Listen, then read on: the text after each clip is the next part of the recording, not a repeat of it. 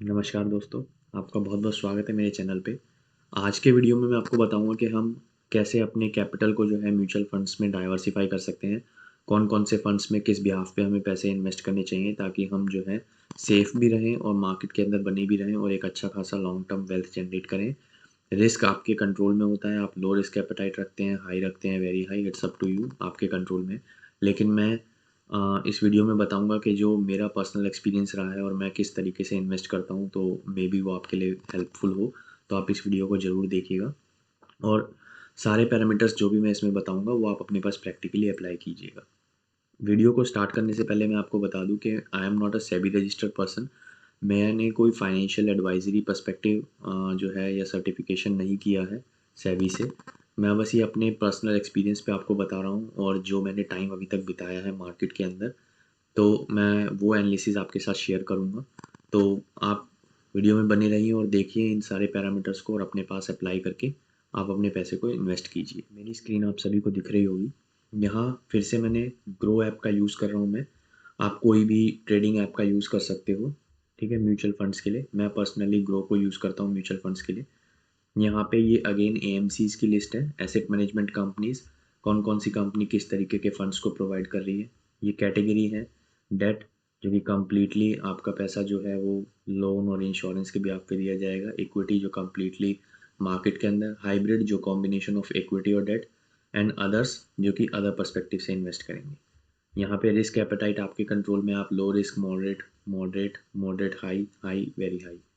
Fund management size भी आप देख सकते हो कि कौन-कौन से ऐसे फंड्स जिसमें ऐसा फंड जो 10,000 करोड़ की वैल्यू को मैनेज करता है, जो 2,000, 1,000 ये सब आप जो है अपने पास मैनेज कर सकते हो। एसआईपी करनी है, वन टाइम करनी है। दूसरा है ये ईटी मनी, जो मैं पर्सनली, ये एक एक्सटर्नल सोर्स है जो मैं यूज़ करता हूँ। मैं इसके थ्रू आपको बताऊँगा और फिर आप इन्वेस्ट कीजिएगा म्यूचुअल फंड्स के अंदर, जो कि मैंने ग्रो में डाले हुए हैं। तो आज मैं इस वीडियो में आपको बताऊँगा कि मैं पर्सनली, अगर आप बिल्कुल स्टार्टिंग स्टेज पे हैं, तो मैं आपको एसआईपी के बदले मैं कहूँगा आप लंप सम इन्वेस्ट कीजिए। लंप सम का मतलब होता है कि आप जो है कुछ परसेंट ऑफ अमाउंट, या आपकी जो भी इच्छा है, मान लीजिए आपकी 10,000 रुपये इन्वेस्ट करने की इच्छा है, आपने उस महीने में उस तारीख को, किसी भी एक तारीख को आपने वो 10,000 रुपये फंड में डाले। अब जब आपने वो पैसे फंड में डाले, तो वो आपके पास एज़ अ फिक्स्ड अमाउंट उसके अंदर चला गया है। लेकिन अगर आप एसआईपी करते हैं, तो आपके पास एक ड्यूटी रिस्पॉन्सिबिलिटी ये आ जाती है कि आपको हर महीने उतना अमाउंट उस फंड के अंदर इन्वेस्ट करना होगा।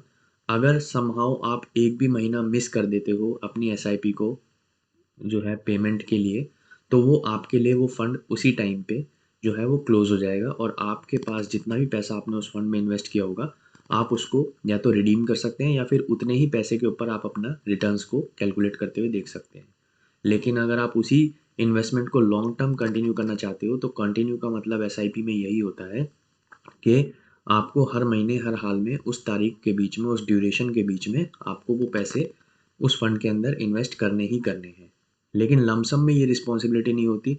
लमसम में थोड़ा-सा आप बेफ़िक्र इस चीज़ से हो जाते हो कि मान लो आपने, मैं आज के हिसाब से देखूँ तो अभी जनवरी स्टार्ट हुआ है 2024 का। आज मैंने 10,000 रुपए एक फंड में डाले।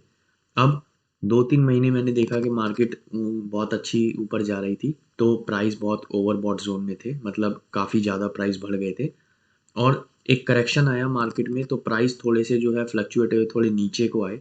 अब मुझे लगा कि मुझे फिर से और इन्वेस्ट करना चाहिए, तो मैं उसी फंड के अंदर फिर से लंप सम ऑप्शन सेलेक्ट करके मैंने 5,000 10,000 रुपए और डाल दिए। तो मेरी टोटल इन्वेस्टमेंट कितनी हो गई? 20,000। तो लंप सम में ऐसा होता है कि ये कंप्लीटली आपके हाथ में होता है, आप कितना अमाउंट कब डालना चाहते हो, किस दिन डालना चाहते हो और कितना भी टाइम आप डाल सकते हो उसमें। लेकिन एसआईपी में क्या होता है कि आपके पास एक ड्यूरेशन टाइम आ जाता है कि भाई, अगर मैंने आज पैसे डाले, तो अगले महीने फ़ेब में 24 से लेके 27 के बीच में जो है, मेरे को हर हाल में पैसे डालने ही पड़ेंगे। सिमिलरली ये फॉलो होता जाएगा over the period of month two month. लेकिन अगर एक भी महीना मैं मिस कर देता हूँ, तो वो मेरे लिए, मेरी इंस्टॉलमेंट जो होगी, ये जो सिस्टमैटिक इन्वेस्टमेंट प्लान जो मैं बोल रहा हूँ, ये इन्वेस्टमेंट प्लान जो है वो मेरा ब्रेक हो जाएगा और जो मैंने पैसा इन्वेस्ट किया होगा उसी के ऊपर या तो रिटर्न जनरेट होगा, या फिर मैं उसको अगर विड्रॉ कर लूँगा तो वो मेरे लिए विड्रॉल हो जाएगा। मेरा पर्सपेक्टिव ये कहता है, अगर आप फर्स्ट टाइम इन्वेस्टर हैं और म्यूचुअल फंड में आप फर्स्ट टाइम इन्वेस्ट कर रहे हैं, तो सबसे पहला ऑप्शन आप जो है लमसम चूज़ करेंगे और वन टाइम इन्वेस्टमेंट चूज़ करेंगे। वन टाइम का मतलब ये होता है कि आपने एक बार पैसा डाला और आपके ऊपर कोई बर्डन नहीं है आपको हर महीने या हर हफ्ते डालना है। आप चाहो तो हर दिन भी डाल सकते हो। कंप्लीटली आपके कंट्रोल में होता है कब किस टाइम आपको कितना पैसा डालना है, ये सब आपके हाथ में है। लेकिन एसआईपी में ये नहीं होता। 1000 रुपये की शुरू हो गई तो हर महीने 1000 डालने ही डालने हैं। आप उसको एडिट करके एडजस्ट कर सकते हो मिनिमम वैल्यू तक पे, क्योंकि हर फंड की एक मिनिमम वैल्यू भी होती है कि कम से कम इतना डालना है। सेम वन टाइम में भी कम से कम वन टाइम में आप इतना तो डालो ही डालो। अगर उससे कम आप डालोगे तो वो एक्सेप्ट नहीं करेगा।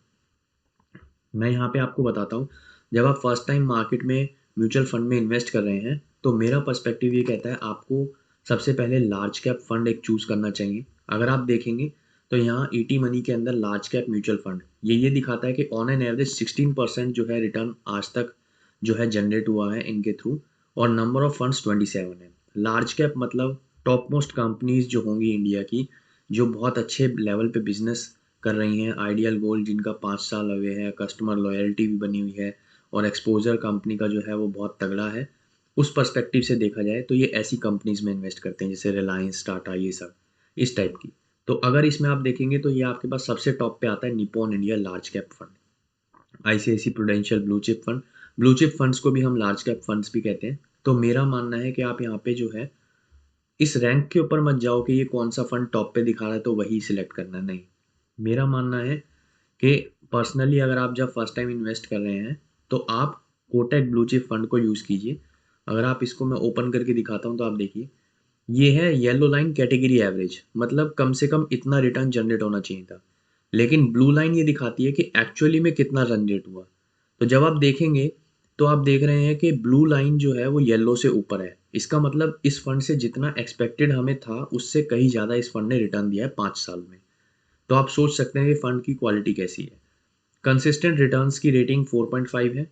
प्रोटेक्शन फ्रॉम वोलेटिलिटी मतलब मार्केट में एकदम से गिराव आ जाए या मार्केट के अंदर बहुत ज़्यादा गिरावट हो जाए प्राइस में उसके, या मार्केट बहुत ज़्यादा डाउन चली जाए, उस सिचुएशन में आपका फंड कैसे एडजस्ट होता है, कैसे आपके पैसे को मैनेज किया जाएगा, उसमें भी ये रेटिंग 3 पे लाई करता है। तो उस तरीके से देखा जाए तो इसके अंदर ये सारे पैरामीटर्स हैं।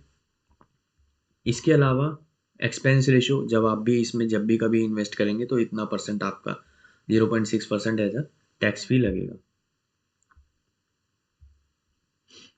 सॉरी, टैक्स फी नहीं, 0.6% एज अ आपकी, जब भी आप इस फंड में इन्वेस्ट करेंगे तो वो एज अ फंड मैनेजर और जो फंड कंपनी होगी जो एएमसी होगी वो चार्ज करेगी इतना।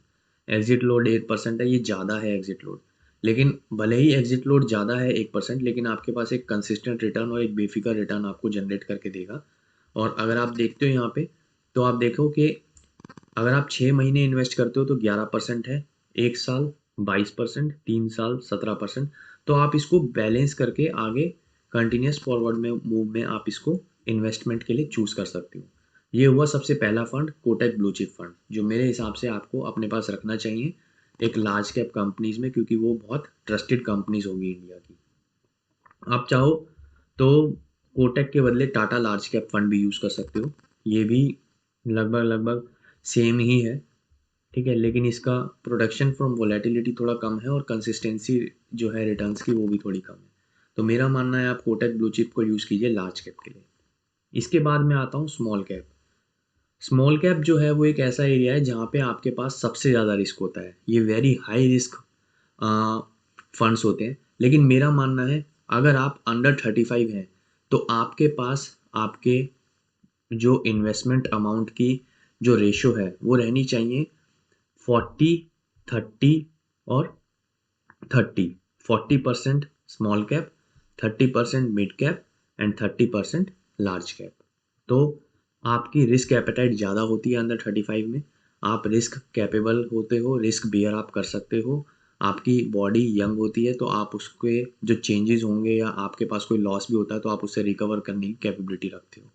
तो मेरा मानना है अगर आप 35 के अंडर हैं तो आप इस फंड के अंदर ज़रूर इन्वेस्ट कीजिए। स्मॉल कैप म्यूचुअल फंड्स को आप चूज़ कीजिए। अगर आप 35 या 40 से अबव हैं तो मैं आपको कहूँगा कि आप बहुत, ऐसा नहीं है आप नहीं लगा सकते, आप लगाइए, लेकिन आप बहुत थोड़ा अमाउंट लगाइएगा फिर, क्योंकि रिस्क एपेटाइट इसमें बहुत हाई होता है। इसमें मार्केट फ्लक्चुएशन बहुत ज़्यादा अफेक्ट करती है।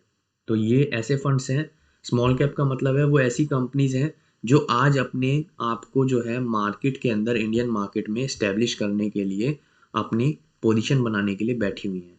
तो ये वो मैं कह सकता हूँ, इन शॉर्ट में कहूँ तो फ्यूचर कैपेबिलिटी है इनकी, लेकिन ये अभी उतने लेवल पे नहीं है जितना आप इनसे एक्सपेक्ट करते हो। हाँ, लेकिन ये फ्यूचर में ऐसी बन जाएंगी। तो फ्यूचर देख के ये ऐसी बन जाएंगी, उस बिहाफ पे हम इनमें इन्वेस्ट करते हैं। तो सबसे टॉप मोस्ट फंड जो आता है इसमें, वो क्वांट स्मॉल कैप फंड है। अगेन आप इसमें देखेंगे, जितना एक्सपेक्टेड था उससे कहीं ज़्यादा इसने रिटर्न जनरेट किया है 5 साल में। प्रोटेक्शन फ्रॉम वोलेटिलिटी थोड़ा कम है।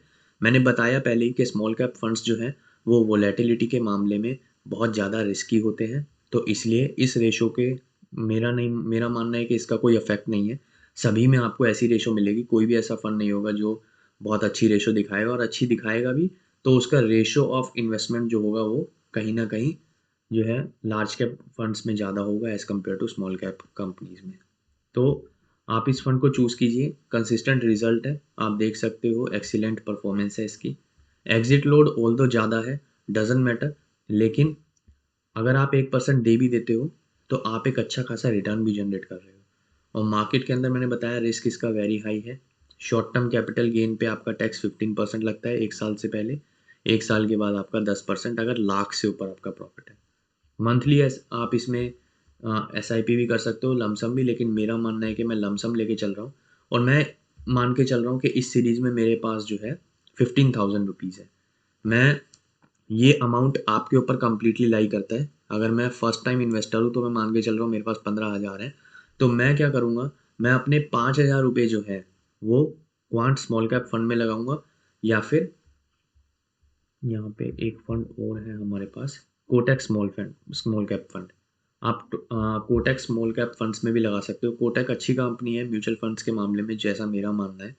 तो अगर आप यहाँ देखेंगे तो प्रोटेक्शन फ्रॉम वोलेटिलिटी इसकी अच्छी है, रिटर्न्स कम है।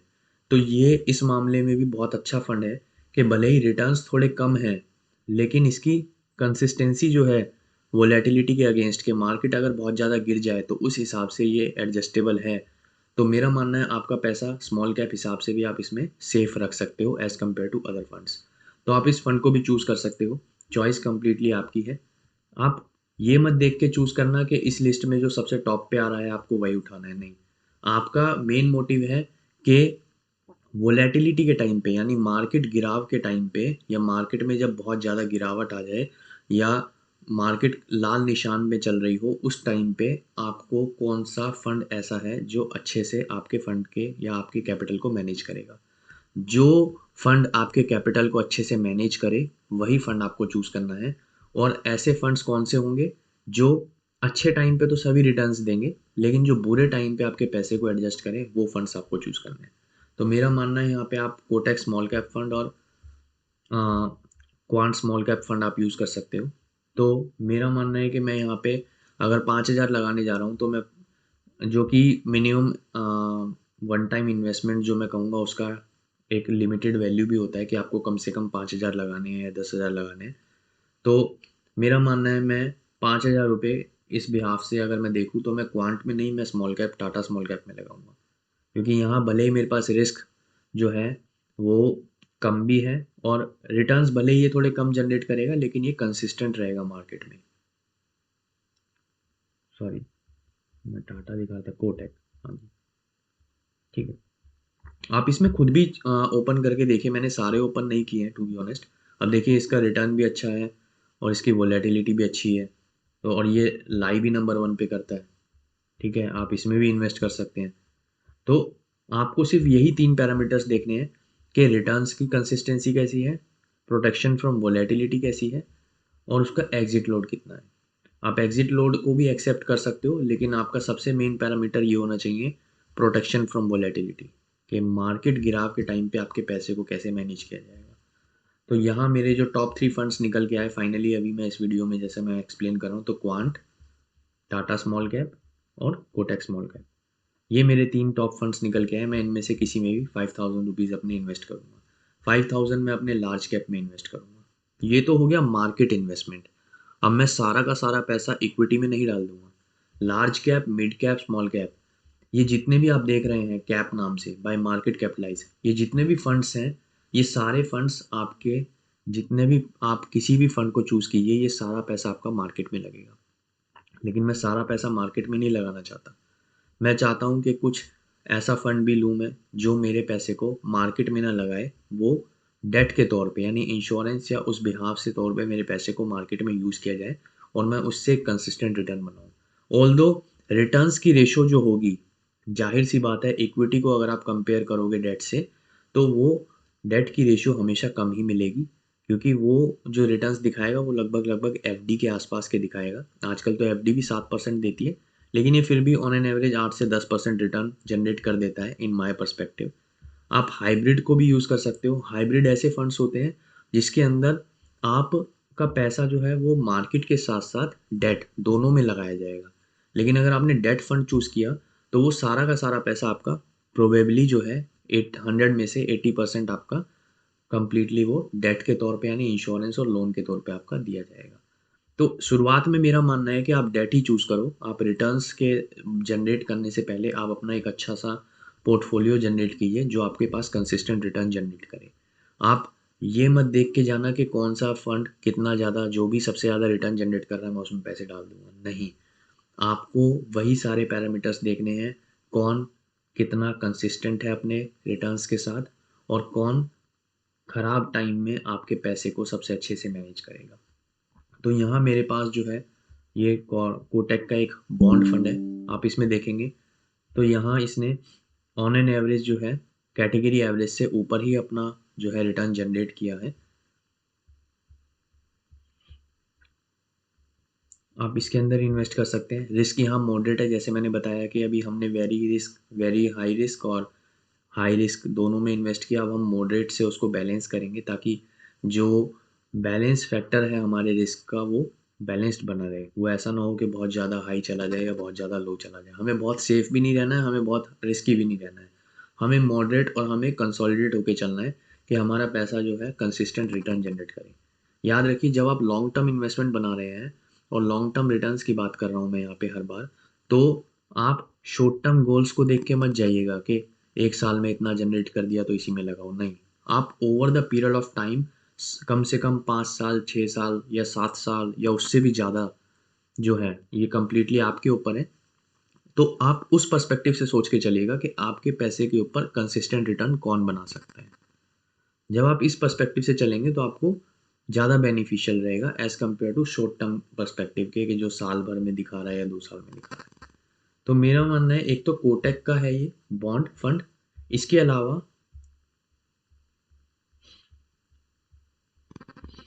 जिसमें पर्सनली मैंने भी इन्वेस्ट किया हुआ है, कोटक का ही है। मैं यहाँ सर्च करता हूँ कोटक।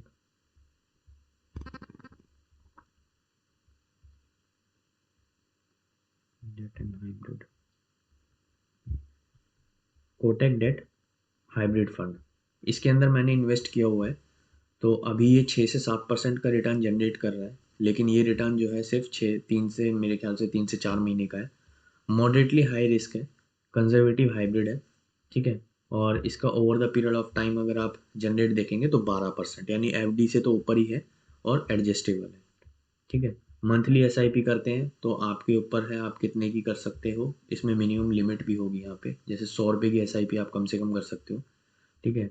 और वन टाइम का ग्रो में ये मैं कहूँगा अभी एकदम से अभी नहीं दिखाता कि वन टाइम में कितनी लिमिटेशन है, लेकिन जब आप पैसे डालने जाओगे तब ये आपको बताएगा कि कितनी इसकी मिनिमम लिमिट है। यहाँ आप होल्डिंग्स देख सकते हो। इस कंपनी का जब आप देखोगे, इस फंड का जब आप देखोगे, तो सारा पैसा गवर्नमेंट ऑफ इंडिया में, बहुत कम ऐसे शेयर्स हैं जिसमें इन्वेस्ट किया हुआ है, या और वो शेयर्स वो हैं जो 100% बहुत अच्छे लेवल पे बहुत अच्छी मार्केट कैपिटल के हैं, लार्ज कैप में प्रोबेबली लाई करते हैं। तो ये सारी होल्डिंग्स आप देख सकते हो जहाँ जहाँ इन्होंने इन्वेस्ट किया है। हो सकता है इसमें से कुछ ऐसे बिजनेसेस हों जो मार्केट में जो हैं लिस्टेड ना हो। और अगर आप यहाँ देखेंगे तो आपके पैसे की ये आपको दिखाएगा वैल्यूएशन, कि अगर आप इसमें जो अपना अमाउंट डालते हैं उस 100% में से लगभग लगभग 60% जो है, सॉरी 70% जो है वो आपका डेट में जाएगा, यानी लोन और इंश्योरेंस पे, ठीक है। 6% आपका कैश के तौर पे मार्केट में या कहीं पे भी यूज़ होगा, और लगभग लगभग 25% के अराउंड जो है वो आपका मार्केट में इन्वेस्ट होगा। तो आप इस फंड को चूज़ कर सकते हैं। तो मेरे जो टॉप 3 फंड्स यहाँ से फाइनली निकल के आते हैं वो है, सबसे पहला Kotak debt hybrid fund,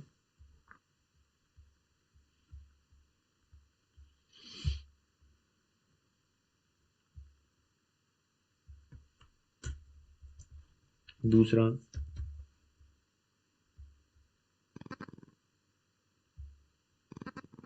Tata small cap fund, इसमें भी आप होल्डिंग्स यहाँ पे देख सकते हैं। जैसे एटी मनी में वहाँ नहीं दिखा रहा था और शायद मेरे को पता भी नहीं हो वहाँ पे कैसे देखते हैं, मैंने कभी देखा नहीं है। मैं आप वहाँ से फ़ंड सिलेक्ट कीजिए और फ़ंड को यहाँ पे आके सर्च कीजिए ग्रो या अपने जो भी आप ट्रेडिंग प्लेटफॉर्म यूज़ करते हो उसके अंदर, और वहाँ पे आप इसको चेक करिए। यहाँ आपको सारे होल्डिंग्स दिख रहे हैं, ठीक है। और इस फंड का देखोगे तो लगभग लगभग आपका 99% पैसा मार्केट में ही जाएगा, सिर्फ 1% या 1.5% पैसा आपका कैश के तौर पे रहेगा, ठीक है। ये हुआ मेरा second pick. Finally third pick पे आते हैं। ये भी मेरा कोटेक से ही है।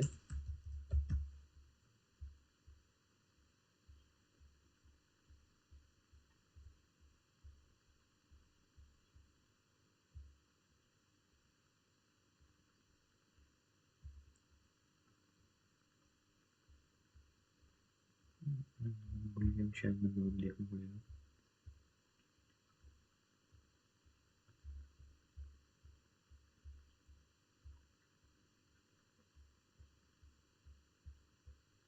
कोटक ब्लू चिप,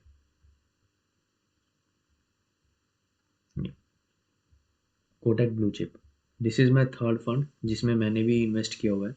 आप इस फंड को भी यूज़ कर सकते हो, और इसके अंदर भी आप देखोगे तो लगभग लगभग 98% पैसा आपका मार्केट में, 1.5% आपका कैश तौर पे, और बहुत कम 0.3% जो है वो आपका डेट के तौर पे यूज़ किया जाएगा, लगभग नेग्लिजिबल है।